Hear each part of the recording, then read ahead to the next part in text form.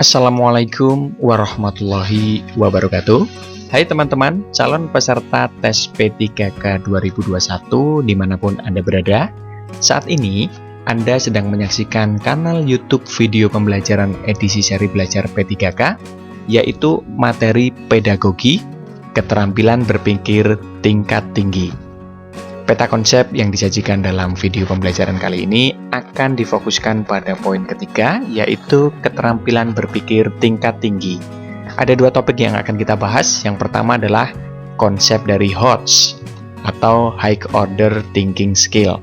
Nah, pada konsep ini ada 4 pemicu HOTS.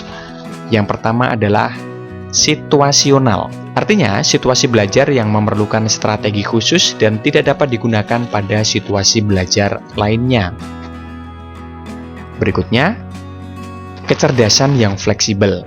Artinya, kecerdasan itu dipengaruhi oleh lingkungan, kemudian dipengaruhi juga oleh strategi, dan pula dipengaruhi oleh kesadaran untuk belajar.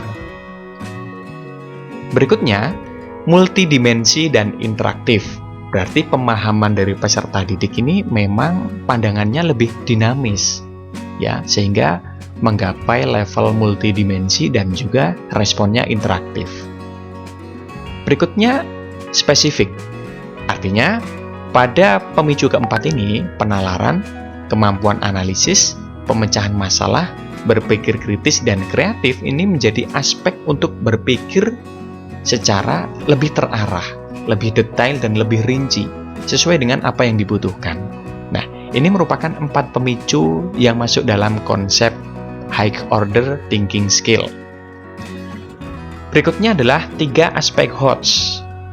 Yang pertama adalah Transfer of Knowledge, yaitu ranah kognitif, afektif, dan psikomotor ini menjadi satu kesatuan dalam proses belajar mengajar. Berikutnya ada Critical and Creative Thinking, yaitu proses berpikirnya ini secara aktif. Dalam artian mendalam, kemudian juga ada bertanyanya, kemudian menemukan informasi yang relevan daripada menunggu secara pasif. Berikutnya ada problem solving, yaitu keterampilan HOTS ya atau High Order Thinking Skill, berpikir tingkat tinggi, masuk dalam rancangan pembelajaran termasuk cara untuk memecahkan masalah dalam pembelajaran itu. Ya, artinya HOTS itu juga merupakan problem solving-nya. Jadi itu adalah 3 aspek HOTS. Kita masuk untuk ranah pertama, yaitu kognitif yang masuk dalam transfer of knowledge. Pada ranah ini, proses ini berkenaan dengan kemampuan berpikir, mengembangkan pengetahuan, pengenalan pemahaman, konseptualisasi, penentuan, dan penalaran. Nah, dapat Anda simak di sini dan dapat Anda pahami bahwa proses kognitif ini disingkat sebagai C ya, kognitif gitu. Maka C1 sampai C6 karena memang ada levelnya begitu. C1 sampai 3 itu LOTS atau berpikir tingkat rendah ya. Ini mengingat, memahami, menerapkan dan mengaplikasikan. Ya, kalau C4 sampai C6 ini masuk HOTS, yaitu menganalisis, menilai, mengkreasi atau mencipta. Ke-6 proses kognitif ini mempunyai definisi sendiri, ya, dan konklusinya jika mengingat berarti mengambil pengetahuan yang relevan dari ingatan. Kalau memahami berarti membangun arti dari proses pembelajaran, baik itu lisan, tulis, atau gambar ya. Kemudian ada menerapkan atau mengaplikasikan, berarti proses ini melakukan atau menggunakan prosedur dalam situasi yang tentu tidak biasa. Nah, itu masuk dalam proses kognitif LOTS, ya. Lower Order Thinking Skill. Berikutnya ada HOTS, menganalisis, yaitu memecahkan materi ke dalam bagian-bagiannya dan menentukan bagaimana bagian-bagian itu terhubung dengan bagian yang lain atau antara bagian yang lain atau bahkan ke struktur dari tujuan keseluruhan. Jika menilai atau mengevaluasi, ini berarti membuat pertimbangan. Nah, pertimbangan ini didasarkan pada kriteria. Yang terakhir, mengkreasi atau mencipta, berarti menempatkan unsur-unsur ini secara bersama-sama untuk membentuk keseluruhan secara koheren atau fungsional. Nah, ini semua merupakan proses berpikir dari level kognitif Bloom. Kemudian direvisi oleh Anderson dan Cradwell. Ada 4 ranah yang disinggung juga, ya, menurut Anderson dan Cradwell. Ada pula ranah faktual. Nah, ini meliputi pengetahuan terminologi dan spesifik. terminologi berarti ya ada nama, ada simbol verbal, non-verbal, ya macam-macamnya seperti kata, angka, tanda, dan gambar. Kemudian spesifik, artinya peristiwa, tempat, orang, tanggal, sumber info ini juga masuk. Kemudian ada ranah konseptual. Nah, ini meliputi pengetahuan klasifikasi. Klasifikasi yang dimaksud ya ada kategori-kategorinya, ada kelasnya, kemudian ada pembagian yang lebih terperinci lagi. Kemudian konseptual juga berarti prinsip dan generalisasi. Ya, berarti mempunyai satu visi dan misi prinsip ini. Kemudian prinsip ini nanti digeneralisasikan. Yang terakhir adalah pengetahuan teori, model, dan struktur. Berikutnya adalah ranah kognitif prosedural. Ada 3 aspek. Yang pertama, prosedural ini berarti berkenaan dengan pengetahuan algoritma dan keahlian. Kemudian, pengetahuan teknik dan metode yang spesifik. Berikutnya, prosedural berarti juga pengetahuan kriteria ini untuk menggunakan kapan prosedur itu digunakan. Yang terakhir, ranah kognitif revisi menurut Anderson dan Gradwell yaitu metakognitif, yaitu pemahaman peserta didik ini berkaitan dengan sistem pemrosesan informasi pada dirinya sendiri. Nah, ini berkaitan dengan pengetahuan strategi yang ia miliki. Kemudian, pengetahuan kontekstual dan kondisional, berarti dia memang mengetahui konteksnya bagaimana dan kondisinya seperti apa. Dan yang terakhir adalah pengetahuan dari dirinya sendiri. Kemudian, ada kombinasi dimensi pengetahuan dan proses kognitif. Dimensi pengetahuan dan dimensi kognitif ini mempunyai tahapan yang berbeda. Dimensi pengetahuan ada 4 tahapan dari faktual, konseptual, prosedural, dan metakognitif. Kemudian dimensi proses kognitif ini ada 6 kognitif, C1 sampai C6. Kemudian semuanya dapat dikategorikan menjadi kategori LOTS dan HOTS. Ya, jika LOTS itu 3 atas dari pengetahuan dan 3 atas dari kognitif. Artinya konseptual, prosedural, dan metakognitif ini masuk LOTS. Kemudian menganalisis, mengevaluasi, dan mencipta ini masuk HOTS. Nah, untuk mencapai dimensi pengetahuan tertentu, ini tidak boleh melewati tahapan di bawahnya. Jadi tidak boleh melompat dan melewati. Kemudian HOTS ini merupakan 3 irisan dimensi tertinggi dari proses kognitif dengan 3 dimensi tertinggi pengetahuan. Jadi kombinasinya HOTS itu seperti itu. Berikutnya ada ranah afektif, yaitu proses ini berkenaan dengan sikap, nilai, perasaan, emosi, serta derajat penerimaan atau penolakan suatu objek dalam kegiatan pembelajaran. Pada proses afektif ini ada 5 proses, ya, A1 sampai dengan A5, afektif 1 sampai dengan afektif ke-5. Afektif 1 yaitu penerimaan. Jadi definisinya adalah semacam peka dalam menerima rangsangan atau stimulus. Kemudian ada proses afektif A2 menanggapi, yaitu suatu sikap yang menunjukkan adanya partisipasi aktif untuk ikut serta. Ya, dirinya ini ikut serta dalam fenomena tertentu. Kemudian ada afektif A3 penilaian, yaitu memberikan nilai, penghargaan atau reward, dan kepercayaan terhadap suatu gejala atau stimulus tertentu. Kemudian ada afektif A4 mengelola, yaitu konseptualisasi nilai-nilai ini menjadi sistem nilai, serta pemantapan dan prioritas nilai yang telah dimiliki. Berikutnya, afektif A5 yaitu karakterisasi. Nah, dari nilai itu tadi, seseorang mempengaruhi pola kepribadiannya nanti, bahkan tingkah lakunya. Berikutnya ada ranah psikomotor. Nah, proses ini berkenaan dengan melakukan pekerjaan dengan gerakan fisik, seperti refleks, gerak dasar, perseptual, ketepatan, keterampilan yang kompleks, ekspresif, dan interpretatif, atau memang bisa menafsirkan dia. Proses psikomotor ini terbagi menjadi 5 proses, P1 sampai P5. Imitasi untuk P1 yaitu meniru tindakan seseorang. Manipulasi atau P2 ini berarti melakukan keterampilan atau menghasilkan produk dengan cara prosedural, ya, mengikuti petunjuk umum. Jadi harus melalui instruksi atau panduan. Kemudian proses psikomotor presisi, ya berarti secara independen melakukan keterampilan atau menghasilkan produk dengan akurasi dan proporsi dan ketepatan. Artinya memang ada tingkat mahirnya di sini. Berikutnya ada artikulasi. Artinya memodifikasi keterampilan atau produk agar sesuai dengan situasi yang baru. Atau menggabungkan lebih dari satu. Ya, tentu dengan urutan yang lebih harmonis dan konsisten. Yang terakhir, P5 yaitu naturalisasi. Artinya menyelesaikan satu atau lebih keterampilan ini dengan mudah. Kemudian keterampilannya otomatis memang ada ya, di fisik atau mentalnya ini ada. Nah, pada kategori ini memang sifat aktivitasnya telah otomatis ada, sadar juga, dan penguasaannya lebih mahir ya. Ia pun juga dapat menentukan langkah-langkah yang lebih efisien. Nah, ini masuk dalam tahap naturalisasi. Berikutnya keterampilan berpikir tingkat tinggi sebagai critical and creative thinking. Nah, ada 5 elemen yang diakronimkan sebagai FRISCO. F pertama yaitu focus, mengidentifikasi masalah dengan baik. Kemudian reason, artinya alasan yang diberikan ini logis.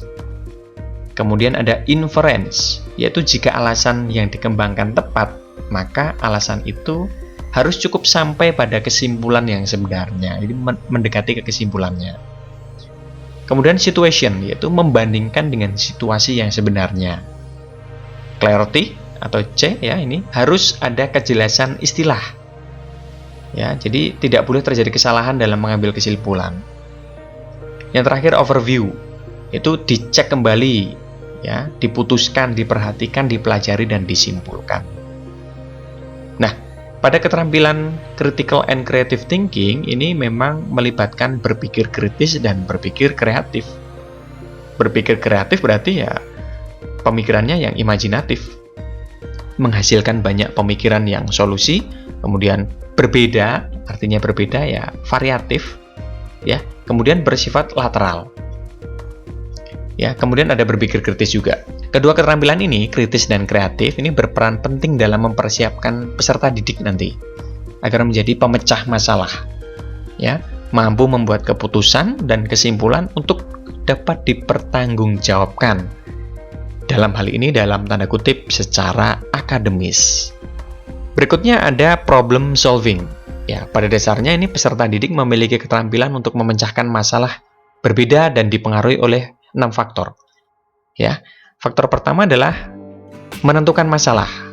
Berarti peserta didik ini mendefinisikan, menjelaskan, menentukan kebutuhan datanya seperti apa, dan penentuan kriteria untuk menentukan hasilnya nanti juga seperti apa. Berikutnya mengeksplorasi masalah. Jadi peserta didik pada tahap ini menentukan objek dengan masalah, memeriksa masalah, menyatakan hipotesis atau dugaannya sementara seperti apa sesuai dengan masalah. Kemudian merencanakan solusi. Berarti peserta didik ini mengembangkan rencana. Ia juga memetakan submateri yang relevan. Kemudian memilih teori yang relevan dan penentuan informasi untuk menemukan solusi. Berikutnya melakukan rencana. Ya, ini peserta didik menerapkan rencana yang telah ditetapkan. Berikutnya memeriksa solusi. Ya, berarti ada tahap bahwa peserta didik ini mengevaluasi untuk memecahkan masalah. Yang terakhir adalah faktor evaluasi sendiri. Yaitu peserta didik memeriksa solusi, membuat asumsi terkait solusi, memperkirakan hasil yang sesuai dengan solusi itu, jadi dia bisa memperkirakan sendiri hasilnya berdasarkan solusinya, dan mengomunikasikan solusi yang dibuat. Nah, itu adalah problem solving. Kita masuk ke nomor 2, yaitu kompetensi keterampilan 4CS untuk abad 21 atau abad 21. Ya, 4CS ini adalah gabungan dari creative thinking and innovation, kemudian critical thinking problem solving, communication, dan collaboration. Kita bahas di critical thinking and innovation terlebih dahulu. Pada tahap ini, PD atau peserta didik ini dapat menghasilkan, peserta didik dapat mengembangkan, dan peserta didik dapat mengimplementasikan ide secara kreatif baik mandiri dan berkelompok. Nah, ini adalah creativity thinking and innovation. Berikutnya adalah communication. Ya, pada keterampilan ini peserta didik dapat mengomunikasikan ide, dan gagasan ini dapat disajikan secara lisan dan tulis, bahkan memanfaatkan teknologi juga. Pada critical thinking and problem solving, ini peserta didik dapat lebih mengidentifikasi, menganalisis, menginterpretasi, mengevaluasi bukti dan argumentasi. Dia juga dapat mengeklaim, kemudian pengkajian mendalam, bahkan merefleksikan. Nah, ini critical thinking. Jadi hebatnya berpikir kritis seperti ini. Yang terakhir, collaboration. Dalam hal ini peserta didik bekerja sama dengan kelompok dalam memecahkan masalah yang ditemukan. Pada bagian ini juga ada kerangka kerja Engage 21 Century Skill. Perkembangan ilmu kognitif ini menunjukkan seperti apa nanti. Untuk diketahui bahwa pembelajaran ini meningkat signifikan ini jika peserta didik terlibat dalam pengalaman dunia nyata non-otentik ya pada kerangka kerja abad 21. Berikutnya juga keterampilan Engage ini harus dibangun berdasarkan kebutuhan pembelajaran peserta didik agar berkembang di era saat ini. Pada bagian academic achievement ini ada 4 aspek penting. Yang pertama ada digital age literacy, kemudian inventive thinking, effective communication, dan high productivity. Nah, ini masuk dalam skill di abad 21. Ya, untuk digital age literacy atau era literasi digital ini memang lebih dekat ke literasi ilmiah, matematika, teknologi dasar. Kemudian literasinya juga ditampilkan secara visual dan informasi.